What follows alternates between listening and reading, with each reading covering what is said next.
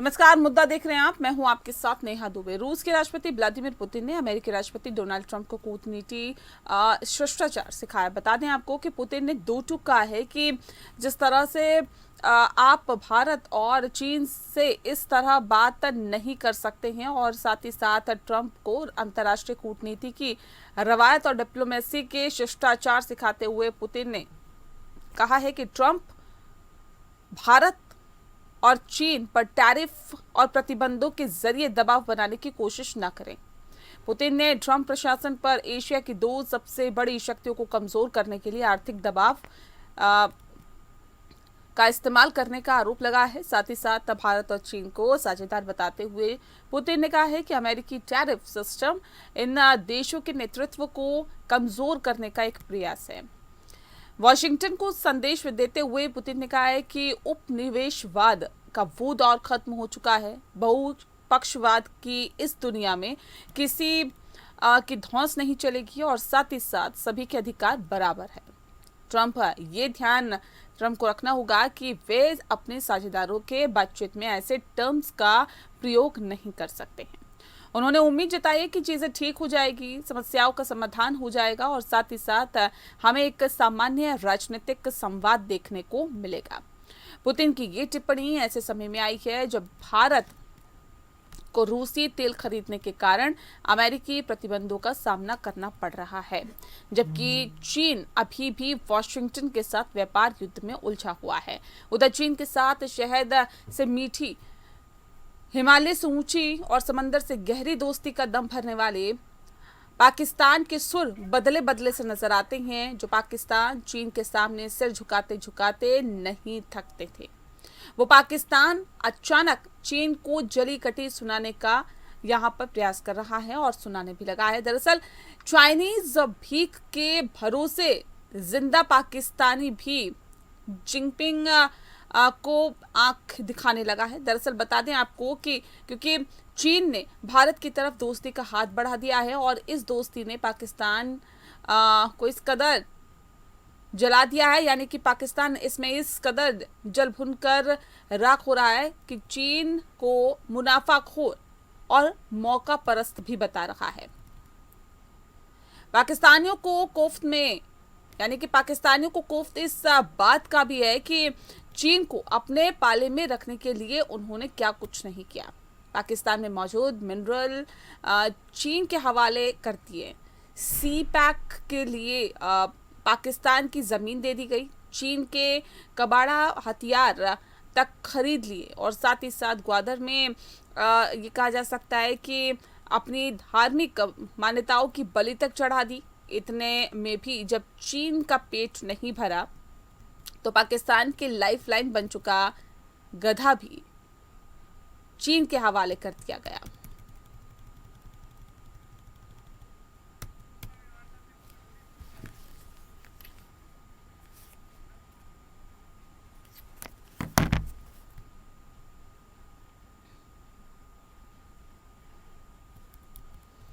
तो ट्रंप को कूटनीति का शिष्टाचार सिखा गए पुतिन। बता दें आपको, ट्रंप भारत और चीन से इस तरह की बात नहीं कर सकते, ये पुतिन का कहना है। ट्रंप को ये बता दिया है कि भारत और चीन से आप इस तरह की बात नहीं कर सकते। दरअसल टैरिफ और प्रतिबंधों के जरिए दबाव बनाने की कोशिश ना करे अमेरिका, इस बात को पुतिन ने कहा है। तो रूस के राष्ट्रपति व्लादिमीर पुतिन ने अमेरिकी राष्ट्रपति डोनाल्ड ट्रंप को कूटनीति का शिष्टाचार सिखाया है। पुतिन ने दो टूक कह दिया है कि आप भारत और चीन से इस तरह बात नहीं कर सकते। ट्रंप को अंतर्राष्ट्रीय कूटनीति की रवायत और डिप्लोमेसी के शिष्टाचार सिखाते हुए पुतिन ने कहा है कि ट्रंप भारत और चीन पर टैरिफ और प्रतिबंधों के जरिए दबाव बनाने की कोशिश ना करें।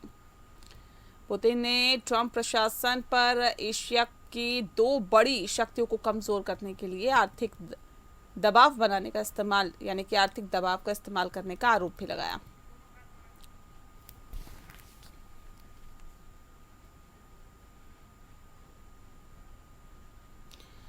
और इस विषय पे तफसील से चर्चा करेंगे। खास मेहमान हमारे साथ मौजूद है, उनसे आपका परिचय करा देते हैं। इस वक्त हमारे साथ करोड़ी सिंह जी हैं, विदेशी मामलों की जानकार है। सर, बहुत बहुत स्वागत है आपका। हमारे साथ रिटायर्ड कर्नल रघुबीर सिंह जी जुड़ गए हैं, रक्षा विशेषज्ञ हैं। सर, आपका भी बहुत स्वागत है। इस खास कार्यक्रम की शुरुआत करोड़ी जी आपके साथ करते हैं। सर, किस तरह से इसे देखते हैं, और अब जो पुतिन ने दो टूक अमेरिका को समझा दिया है, बता दिया है, जता दिया है, इसके क्या मायने, इसके क्या मतलब है? देखिए, हम देखें दुनिया का इतिहास अंतर्राष्ट्रीय संबंधों का, तो कोई परमानेंट दोस्त या दुश्मन नहीं होता है, हित होते हैं। अगर द्वितीय महायुद्ध के समय देखें तो रशिया उस समय यूएसएसआर होता था, चीन, अमेरिका, ब्रिटेन, फ्रांस, ये सब एक साथ थे, दोस्त थे और दुश्मनों के विरुद्ध लड़ रहे थे। दुश्मन कौन थे? जापान और जर्मनी थे। लेकिन वर्ल्ड वार खत्म ही नहीं हुआ था 1945 में। उससे पहले ही ब्रिटेन ने ऑपरेशन अनथिंकेबल शुरू कर दिया था यूएसएसआर के खिलाफ, जो उनके साथ युद्ध लड़ रहा था फासीवादी शक्तियों के। तो उसके बाद अमेरिका ने एक नया ऑपरेशन और शुरू किया, ऑपरेशन मोकिंगबर्ड। वो लगभग 50 साल तक उन्होंने चलाया। यूएसएसआर के 1991 में पतन होने के बाद भी चलता रहा। तो देश दूसरे देशों में सत्ता परिवर्तन भी करते हैं, इंटरेस्ट के हिसाब से हस्तक्षेप भी करते हैं और साथ में रिश्ते बनते बिगड़ते रहते हैं। आज जिस तरह की स्थिति बनी हुई है, देखिए वो कोल्ड वार का टाइम नहीं है कि दो अलग अलग ग्रुप थे और तीसरा भारत, इंडोनेशिया, इजिप्ट और युगोस्लाविया के नेतृत्व में नॉन अलाइंड मूवमेंट बनाया था। वो स्थिति नहीं, आज दुनिया बदल गई है।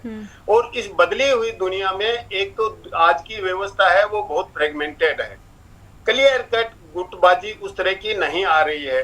देखिए, जैसे अमेरिका के गुट में फ्रांस है, लेकिन फ्रांस अलग से स्टैंड भी लेता है और फ्रांस ये कहता है कि हम अमेरिका के अलाई हैं, वेसल स्टेट नहीं है।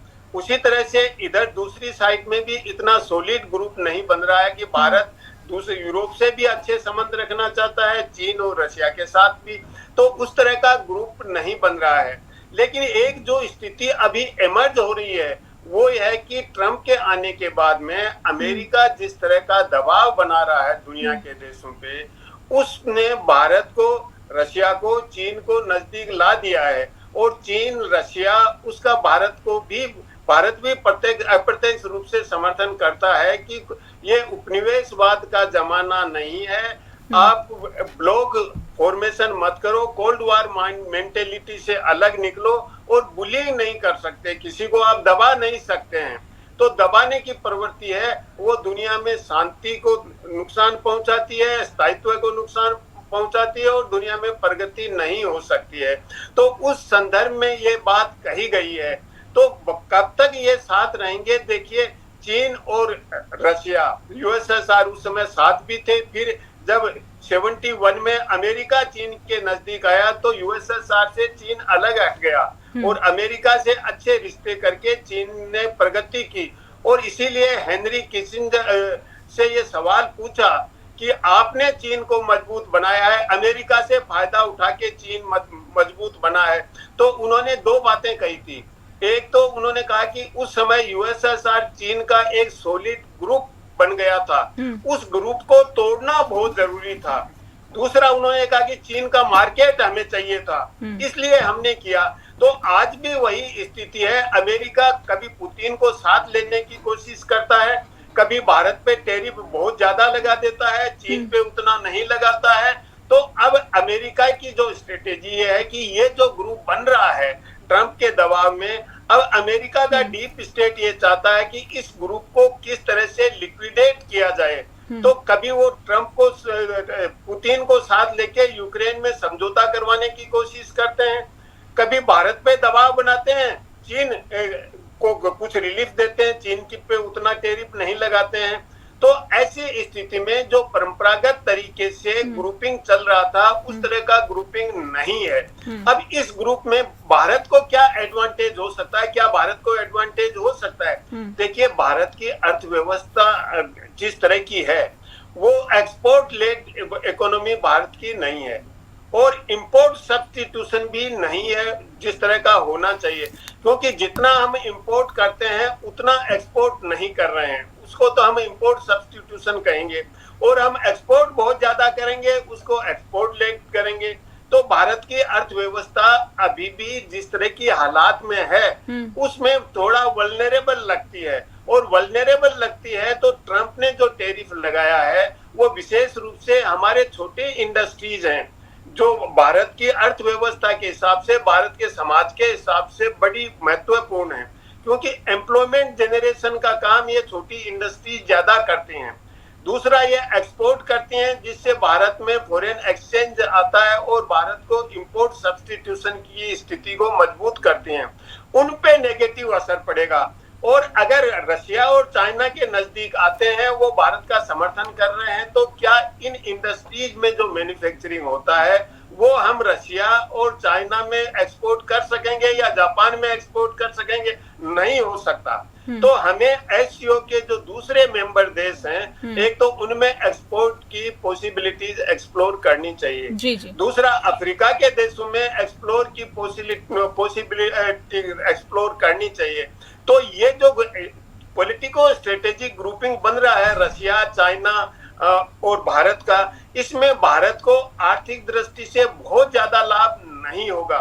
इसमें भारत एक काम कर सकता है कि रशिया के पास ज्यादा इन्वेस्टमेंट नहीं है, लेकिन चाइना भारत में इन्वेस्ट करे, मैन्युफैक्चरिंग करे और भारत एक्सपोर्ट करे दूसरे देशों में। तो चाइना से भारत का ट्रेड बढ़ रहा है, लगातार बढ़ रहा है, और इतना ने ज्यादा बढ़ रहा है कि भारत उसका कोई 20% भी एक्सपोर्ट नहीं करता है चाइना को।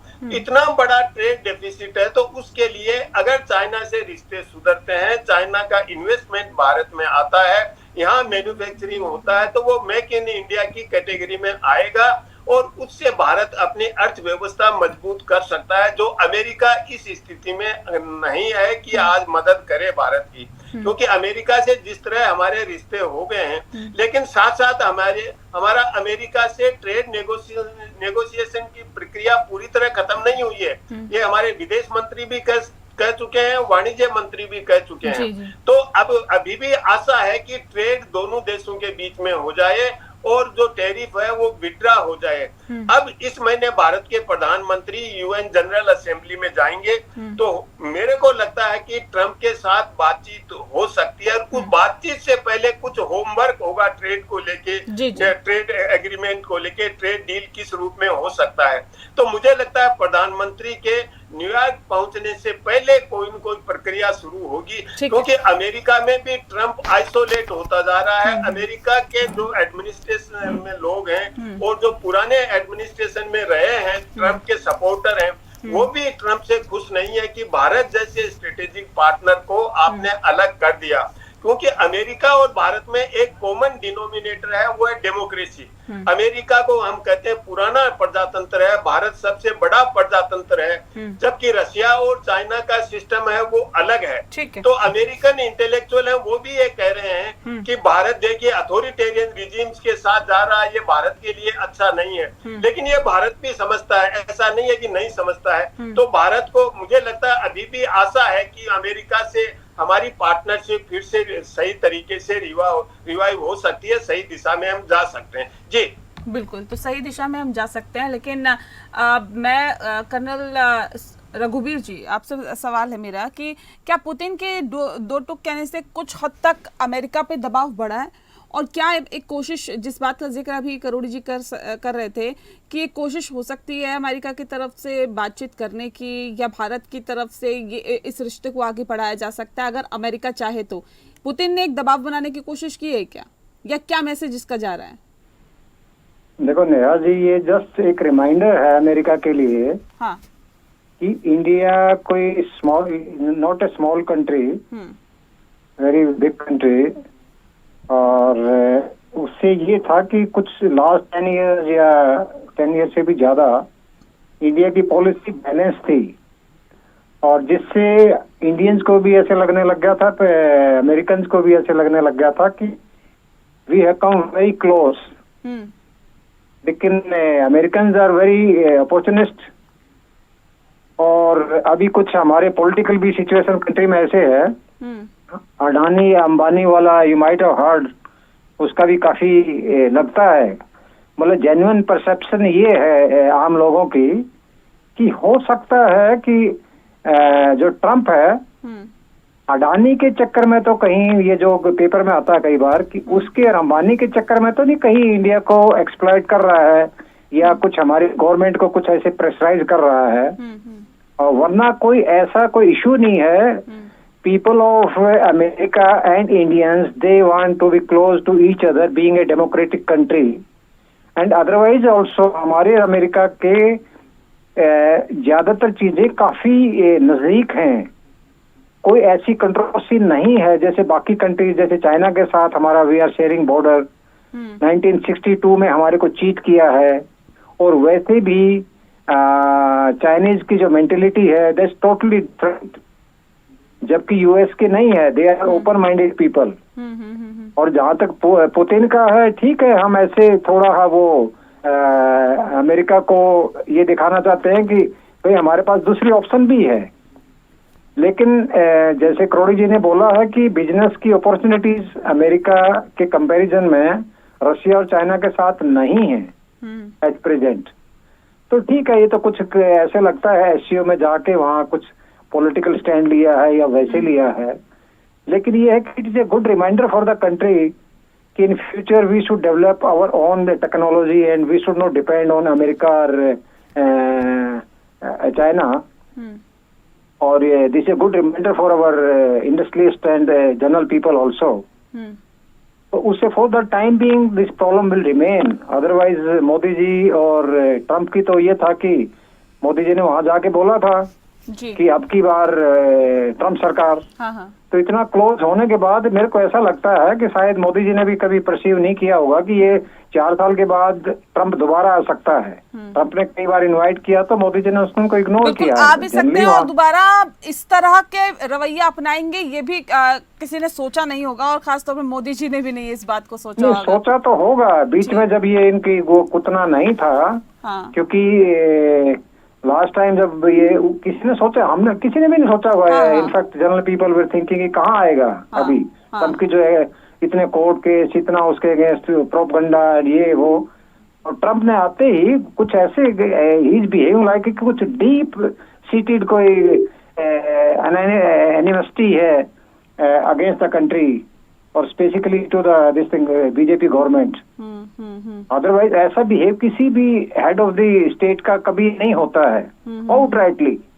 इतना तो आपके ये देखो तंजानिया वगैरह भी अपने जो एनआरआई थे वहां पे पीआईओ 1962 1970 के, इतना एटीट्यूड तो उनका भी नहीं होता था जितना कि ट्रम्प का है कि हमारे बंदों को ऐसे डिस्पैच कर रहा है बेड़ियां लगा के। तो ये तो कोई हमें खुंदक अमेरिका के प्रति नहीं है, ऐसा लगता है कि हमारी खुंदक ट्रम्प के प्रति है अभी। Every I think every citizen of our country is I am thinking कि how this a person mad person, how why is behaving like this. और कल मैंने देखा था कुछ, I talk to the people over there in America, they are telling he is a mad man. तो एक आदमी की वजह से तो सारा एटमॉस्फेयर ऐसा है, ही स्पॉइल्ड एवरीथिंग। और वहाँ के डेमोक्रेट्स या जो भी वहाँ के जो मेंबर ऑफ पार्लियामेंट हैं, they are also watching him. In fact our policy makers also watching him कि how he will behave, but I don't think he will behave in some better way. और he is opportunist man, तो उससे कुछ ज्यादा we can't expect much. तो we can only learn good lessons कि ऐसा भी हो सकता है। और it will effect our lot of business, clothing का खास कर स्मॉल स्केल, जैसे करोड़ी जी कह रहे थे, और वन साइडेड बिजनेस है अमेरिका के साथ।